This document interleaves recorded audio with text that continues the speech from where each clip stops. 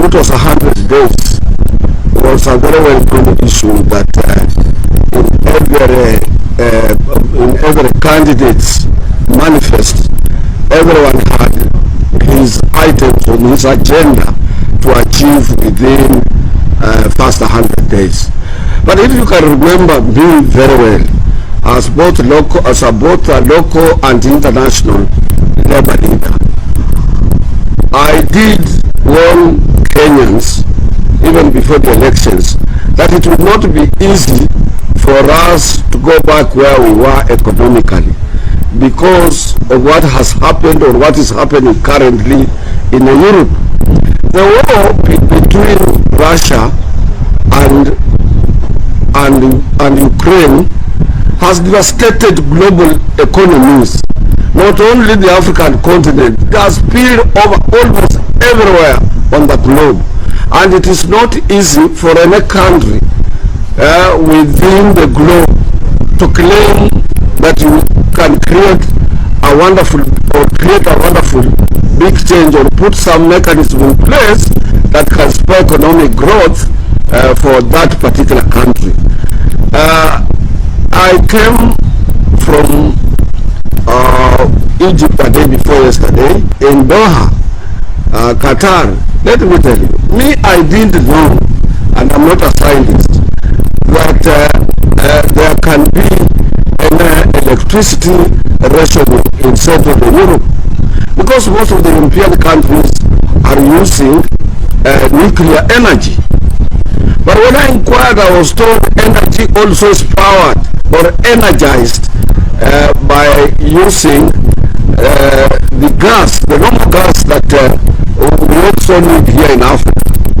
To access gas is not easy because the main producers of gas globally, one is Russia, the other one is Ukraine, and in Qatar.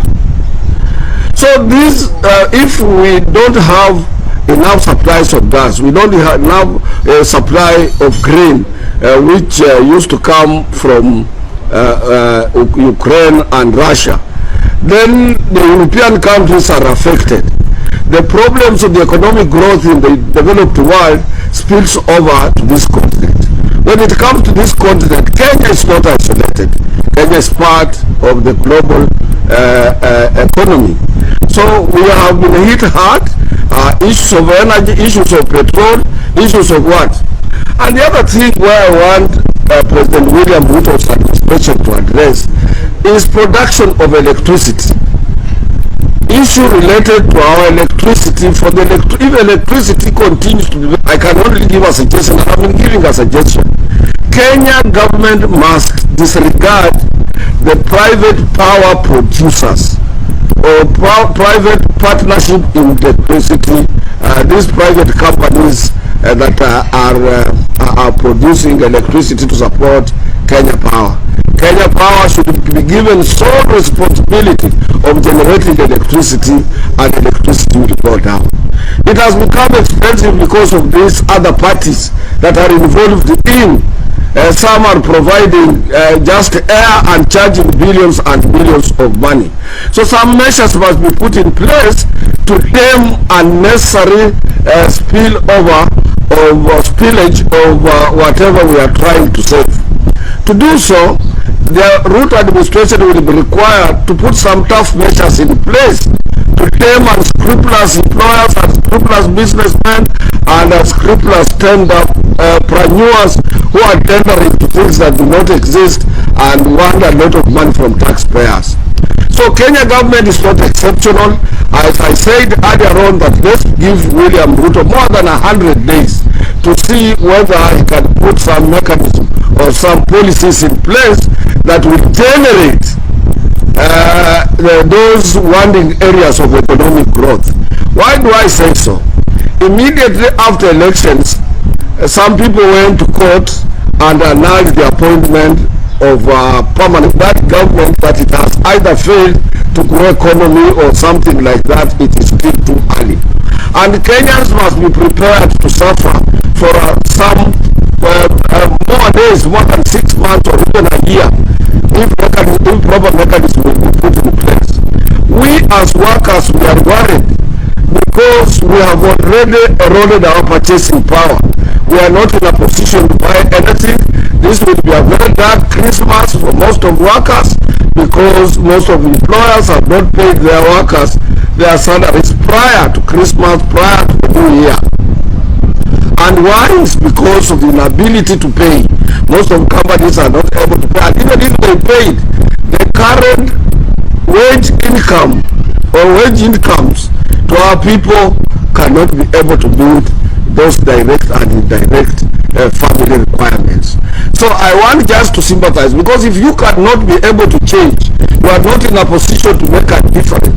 You are not in a position to generate what is required to be generated for the purposes of fulfilling the basic requirements and basic needs of our people. Yours is either to go to the church and pray, or to wait, or to see what now will we be able to do, or sympathize with the majority of the Kenyans who are now suffering. And I take this opportunity to sympathize with them.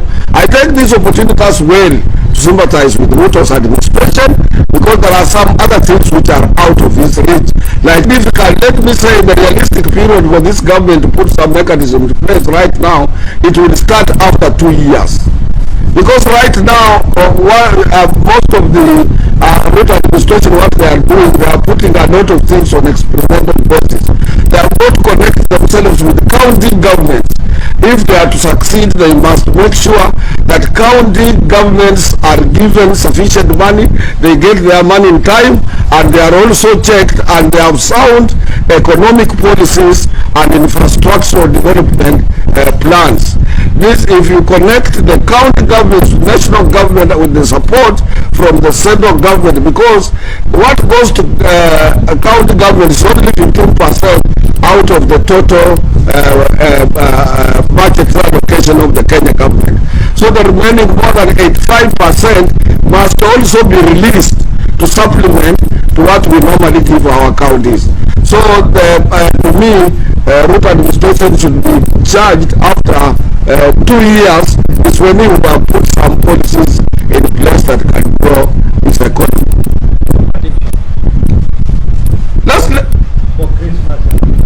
Let me also to see our infrastructure. When I was about 10-20 years ago, the Cairo had only 18 kilometers express highway. Currently now they have more than 50 express highways in Cairo. From the old Cairo to 6th October city of Cairo is about 70 kilometers between Cairo city and New Cairo, El Nasser city, and so on. And it is now all connected with the fast-moving highways. They are also putting in place the fast-moving trains and everything. They have come up with the New Cairo, with wider roads and everything. And Kenyans must also bear in mind, as they do so, they destroy old buildings, they destroy some other, and make a lot of changes to the old buildings and so on. And we must accept to support government to make sure it puts in place a new infrastructure that will have to address the new economic approach for us to grow and be able to compete with the fast-moving African economies. That is what I would say. If we are not prepared for that, we will keep on blaming one another and retrogressing, going down and down and down when other countries are trying to expand their economies. And without economic expansion, we might not be in a position to grow economies. We might not be in a position to attract opportunity as a labor leader in this country, Africa, and the world, to wish working men and women in our country and across our continent and the world over happy Merry Christmas and happy prosperous New Year. And also I want to appeal to our Kenyan brothers, let us remain united in the name of making sure that we have a working economy, and let us also bury most of our differences and look forward to see whether our people can survive in this economic hardship during this economic hardship time, because salary to us now means nothing. And if we are not united, if we don't support one another, if we don't also move close and assist the current administration, put some mechanism in place to grow economy, so that come May 1st next year, workers can have some minimum wage increases in their salaries. It will be very difficult for any working man or woman or those people who have not gotten employment, secure employment out of our so many institutions of high learning.